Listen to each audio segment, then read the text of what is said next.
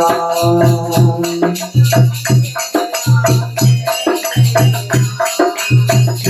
राम जय जय राम।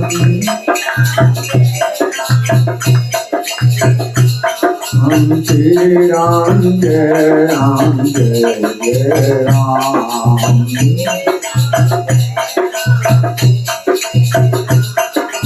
श्री राम जय जय राम। श्री राम जय जय राम।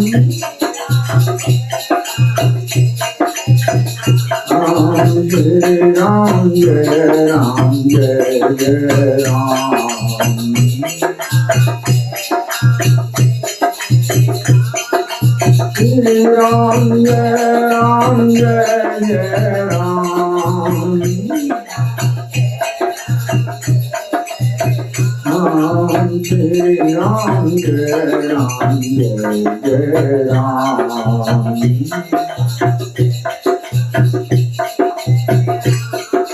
श्री राम जय जय राम।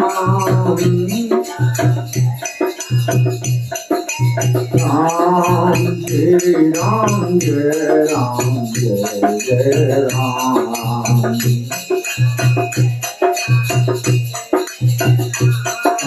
श्री राम जय जय राम। श्री राम जय जय राम। श्री राम जय श्री राम जय जय राम। श्री राम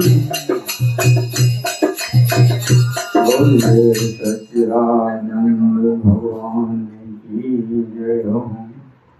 सत्य सनातन धर्म की जय हो।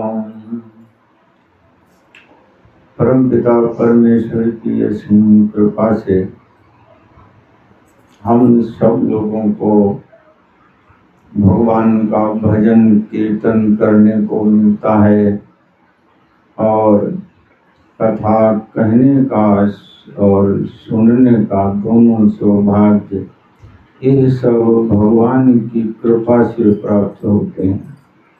जब भगवान विशेष कृपा करते हैं अपने भक्त पर, तब वो अपने ही भक्त को भगवान की कथा सुनवाते हैं और अपना कीर्तन कराते हैं। क्योंकि इस मनुष्य शरीर का सबसे बड़ा सदुपयोग यही है कि जो परमात्मा से किसी भी तरह से जुड़े। भगवान की प्राप्ति ही सबसे बड़ी उपलब्धि इस मानव देह की हुआ करती है और यह भगवान की कृपा से प्राप्त होता है। भगवान की कृपा, भगवान का प्रेम हम लोगों को समझना चाहिए। एक बार जब धनुष यज्ञ हुआ था सीता स्वयंवर में, तो उस समय पे जब धनुष टूटा था, भगवान ने तोड़ दिया था, तो कुछ समय के पश्चात वहां पे परशुराम जी आए थे और उसमें सभी प्रकार की अच्छी बातें, अच्छा सहयोग, जहाँ पे भगवान हो वहाँ सब कुछ अच्छा अच्छा ही होता है। देखने में लगता हो कि परशुराम संवाद कुछ कठोर है, लेकिन वास्तव में संपूर्ण ज्ञान से भरा होता है और संपूर्ण समाज को मार्गदर्शन देता है। जब परशुराम जी आए तो उन्होंने देखा कि धनुष टूटा हुआ पड़ा है। भगवान की कोई भी वस्तु, देवताओं की कोई भी वस्तु होती है वो पूजनीय होती है। और परशुराम जी ने देखा कि धनुष को तोड़ा गया है, तो तोड़ना अनुचित है उनकी दृष्टि में। अब इन्होंने प्रतिज्ञा क्यों की थी धनुष तोड़ने की? एक बार सीता जी ने धनुष को उठा करके बड़े आराम से दूसरी जगह रख दिया था और नीचे उसकी सफाई कर दी थी। तब उन्होंने ये विचार किया कि हमारी पुत्री इतनी शक्तिशाली है तो इसके लिए वर भी वैसा ही होना चाहिए। तब उन्होंने इस तरह से प्रतिज्ञा की थी।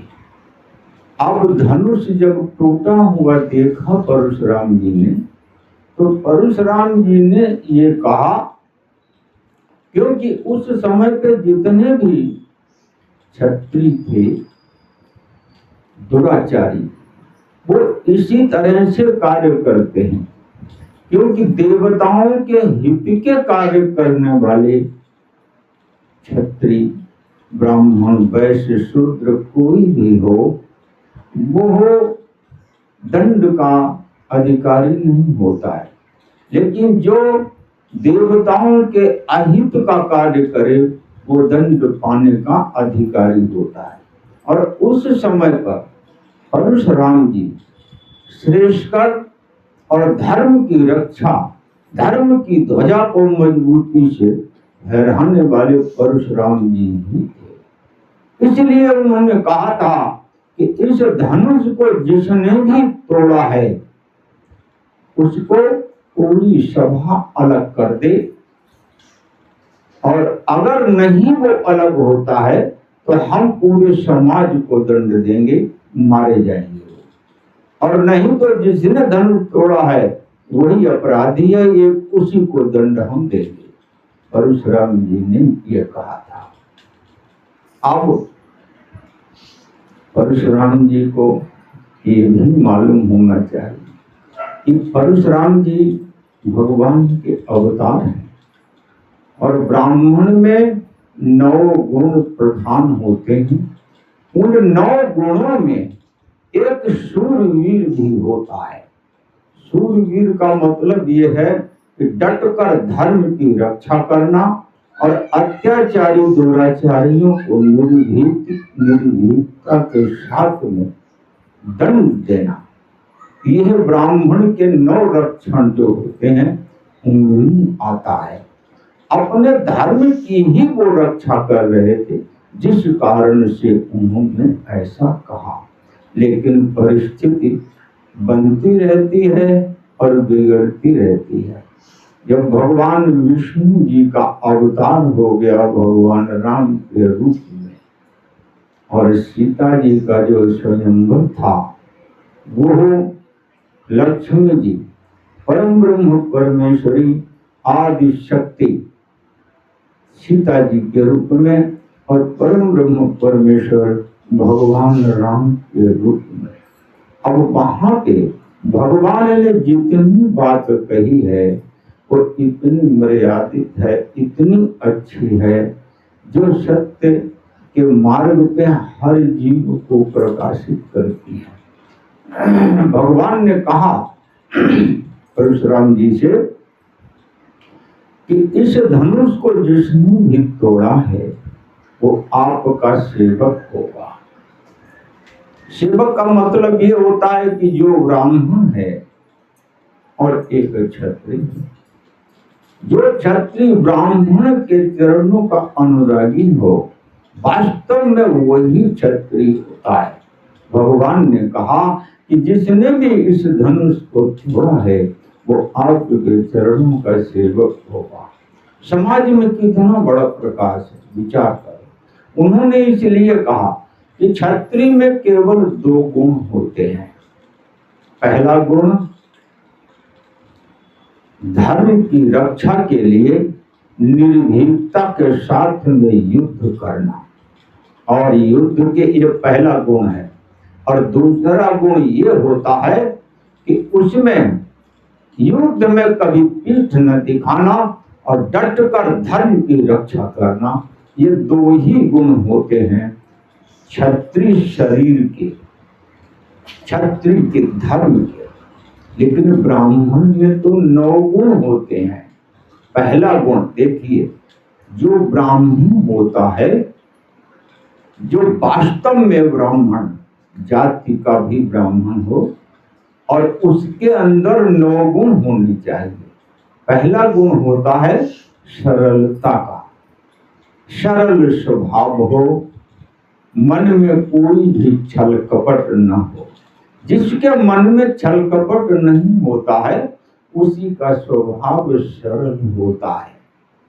और दूसरा तपस्वी होना चाहिए।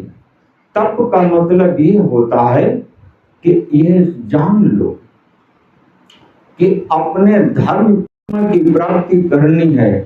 जो ये संकल्प लिया कि हमें आत्मबोध में रहना है, उसके लिए किसी भी प्रकार का तप करने का अगर संकल्प लेते हो तो इसे करना, ये ब्राह्मण का दूसरा गुण होता है। और तीसरा होता है संतोष। जो भी आपके पास प्राप्त है उसी में संतोष करना, यह गुण ब्राह्मण का होता है। और क्षमाशील, आप के प्रति किसी ने अपराध किया है तो आपका उदार भाव होना चाहिए। अगर किसी ने अपराध किया है, अपराध 2 तरह से होता है, एक अज्ञानता के वश भी होता है, एक भय के कारण भी होता है, और एक जानबूझ के परेशान किया जाए वो क्षमा के योग्य नहीं होता है।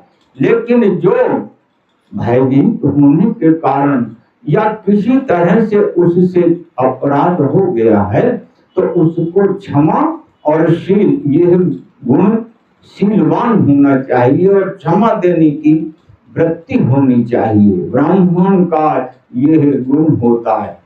और जितेंद्रिय होना चाहिए, इंद्रियों को, सभी इंद्रियों को वश में जो करता है, ये ब्राह्मण का गुण होता है। दया, हर प्राणी पे दया करने की वृत्ति ये ब्राह्मण की होती है। शौर्य, धर्म की रक्षा के लिए पूरी तरीके से यह कुशल क्षेम होना चाहिए कि हम उसकी पूरी तरीके से रक्षा करेंगे, यह भी ब्राह्मण का गुण आता है। और दया और ज्ञान, ज्ञान भी होना चाहिए। ज्ञान हमारा वेद शास्त्र पुराण, इनका ज्ञान होना चाहिए।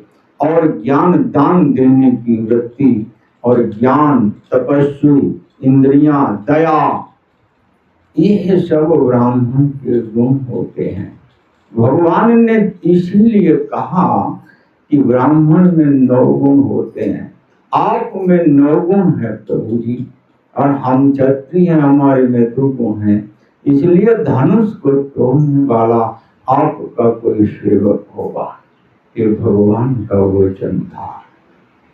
और फिर उन्होंने ये भी कहा था कि विप्रवंश गए असी प्रभुताई, अभय होई जो तुम्हीं डराई। विप्रवंश गए असी प्रभुताई, अभय होई जो तुम्हीं डराई। ये ब्राह्मण वंश की प्रभुता होती है। अगर 9 गुण हैं आपके अंदर तभी ब्राह्मण हो। सरलता, मन में छल कपट न हो किसी भी तरह से, तपस्वी मन हो, तपस्वी इच्छा रखने वाला हो, संतोषी हो, क्षमाशील हो, जितेंद्रिय हो, दयावान हो, शौर्यवीर हो, ज्ञान प्राप्त करने वाला हो, ये ब्राह्मण में गुण होते हैं और ये आती हैं। अगर आप धर्म शास्त्रों को पढ़ेंगे और अपने आप को उसके ऊपर चलाने का, उनकी आज्ञा में रह के चलाने का अभ्यास करोगे तो ये 9 गुण अपने आप आएंगे। जैसे आप समझिए जैसे वृक्ष बबूल का होता है तो वो कांटा अपने आप देता है, उसी तरह से ब्राह्मण शरीरधारी अगर इच्छा रखे कि हमको धर्म के मार्ग पे चलना है, समाज में प्रकाश देना है हर तरह से, वो तो उसके अंदर ये 9 गुण बड़े आसानी से आ जाते हैं। और आते जब ही हैं जब इच्छा करोगे और उस मार्ग पे चलोगे। शरीर पाया मनुष्य का, शरीर पाया ब्राह्मण का, लेकिन मार्ग जो है वो असत का पकड़ लिया तो ये बहुत नीचे चला जाता है। ब्राह्मण का शरीर पाना और फिर उस मार्ग पे चलना, अपना आत्मनिरीक्षण भी करना कि हमारे में छल कपट है या नहीं है, हम सरल स्वभाव के हैं या नहीं है, हम तपस्या करने में सक्षम हैं कि नहीं है, हम दयावान हैं कि नहीं है, क्षमाशील हैं कि नहीं है, अपना निरीक्षण करना होता है। जितेंद्रिय अपनी इंद्रियों को वश में रखना, इंद्रियों का मतलब यही होता है कि हर तरह से अपने आप को सुरक्षित रखना। 5 कर्म इंद्रिय होती है, 5 ज्ञान इंद्रिय होती है। अपना निरीक्षण करो कि जो ज्ञान की इंद्रियां हैं हम उनसे ज्ञान प्राप्त करते हैं, और ब्रह्म ज्ञान प्राप्त कर रहे हैं कि नहीं कर रहे हैं, कर रहे हैं, किया है तो समाज को हम दे रहे हैं कि नहीं दे रहे हैं।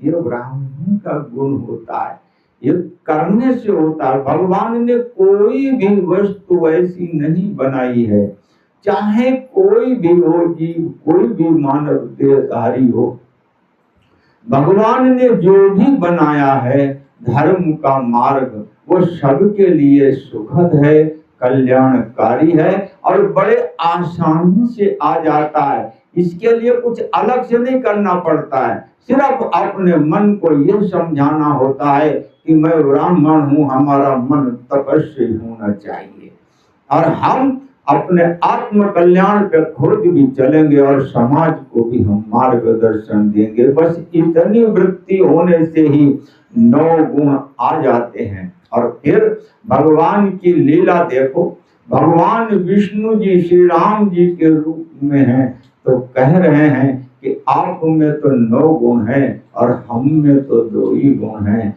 इसलिए हमारा तो सिर आपके चरणों में है। और जो लोग आपसे भयभीत का मतलब ये होता है कि आपके प्रति सेवा भाव रखना, जो लोग आपके प्रति सेवा भाव रखते हैं, रखेंगे, और वो ही इस संसार में निर्भय होते हैं, उनकी वाणी सत्य होती है और वो निर्भीक होते हैं। जो ब्राह्मण से भयभीत रहते हैं, अपराध करने में, सदा सेवा करने में तत्पर रहते हैं, उन लोगों की ये शक्ति आती है कि वो समाज में निर्भीक होकर के विचरण करते हैं।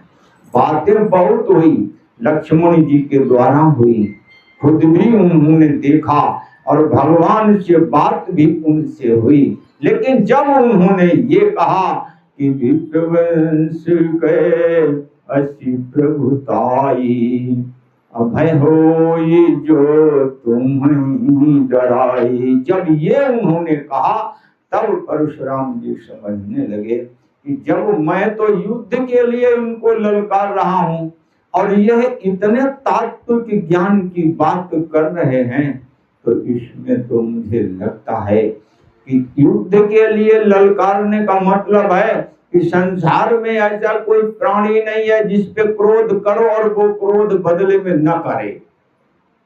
हर प्राणी ऐसा है, तुम क्रोध करोगे 1 बार, वो करेगा 10 बार, क्योंकि समाज में यह फैला हुआ है चारों तरफ। लेकिन जो ज्ञानी होता है, महापुरुष होता है, वो ये समझता है कि ये क्रोध कर किस लिए रहा है, अज्ञान वश कर रहा है या देवताओं के हित के लिए कर रहा है, किस कारण से कर रहा है। तो जब उन्होंने कहा कि जब यह इतने तात्विक की बात इस व्यवहार में कर रहे हैं, तो ऐसा तो नहीं कहीं भगवान विष्णु जी का अवतार हो चुका हो, क्योंकि उनको ये मालूम था कि जो इनके पास धनुष है, यह जब भगवान विष्णु जी का अवतार होगा तब ये धनुष मैं उनको दूंगा धर्म की रक्षा के लिए, क्योंकि जो कार्य मैं कर रहा हूं वो कार्य इसको आगे बढ़ाएंगे। तब उन्होंने कहा था कि अब हे राम, तुम इस धनुष को लो और इस पे प्रत्यंचा चढ़ा दो, क्योंकि परशुराम जी के पास जो धनुष था उस धनुष पे कोई भी प्रत्यंजा डोरी नहीं चढ़ा सकता था भगवान विष्णु जी के अलावा। इसलिए उन्होंने वो धनुष भगवान की ओर बढ़ाया कि हे राम, क्योंकि ये ज्ञान उनको हो गया, इतनी ही बात में उनको ज्ञान हो गया। ज्ञान देखो कहाँ पे होता, बात इतनी चलती रही। लक्ष्मण जी के द्वारा विश्वामित्र जी भी थे, भगवान राम भी थे, सभी बातें हो रही थी, लेकिन ज्ञान नहीं हो रहा था। ज्ञान